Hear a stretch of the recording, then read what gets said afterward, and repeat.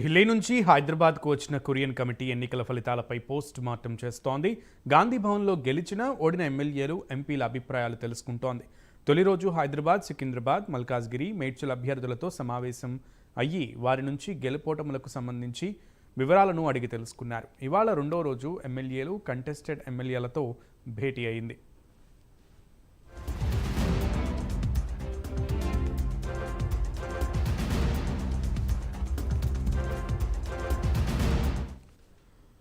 తెలంగాణలో కాంగ్రెస్ అధికారంలో ఉన్న పార్లమెంట్ ఎన్నికల్లో మెజారిటీ ఎంపీ సీట్లు ఎందుకు సాధించలేకపోయిందని ప్రశ్నలు సంధించింది కురియన్ కమిటీ. సెగ్మెంట్స్ వారీగా అభ్యర్థులు తమ అభిప్రాయాలను కమిటీ సభ్యులకు తెలియజేశారు. ఓటమికి గల కారణాలను, గెలుపు కోసం అనుసరించిన వ్యూహ రచనను కురియన్కు వివరించారు. లోక్సభ ఎన్నికల్లో బీఆర్ఎస్ ఓట్లు గంపగుత్తగా బీజేపీకి పడడంతో కమలం పార్టీ 8 సీట్లను గెలుచుకుందని తెలిపారు. అసెంబ్లీ, లోక్సభ ఎన్నికలకు చాలా డిఫరెంట్ ఉందని తెలిపారు. త్రిముఖ పోరు ఉండటంతో కాషాయ పార్టీ సీట్లను పెంచుకుందని తెలిపారు.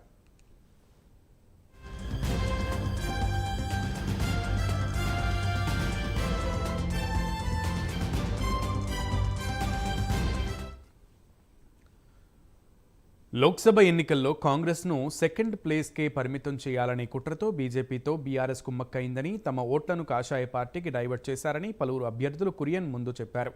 దీంతో అనూహ్యంగా బీజేపీకి రాష్ట్రంలో 8 సీట్లు వచ్చాయని, బీజేపీ గెలిచిన ప్రతి చోట బీఆర్ఎస్ థర్డ్ ప్లేస్కే పరిమితమైందని వివరించారు.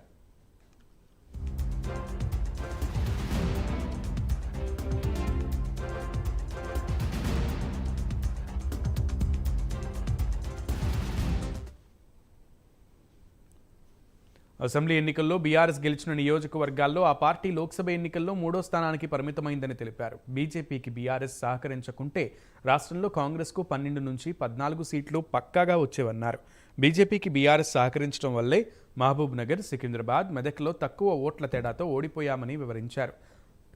పార్టీ ఇన్ఛార్జీలు, ఎమ్మెల్యేలు, ఎమ్మెల్సీలు, ఇతర నేతల సహకారం సంపూర్ణంగా ఉందని, అయితే బీఆర్ఎస్, బీజేపీ రెండూ ఒక్కటవడంతోనే కాంగ్రెస్కు తక్కువ సీట్లు వచ్చాయన్నారు.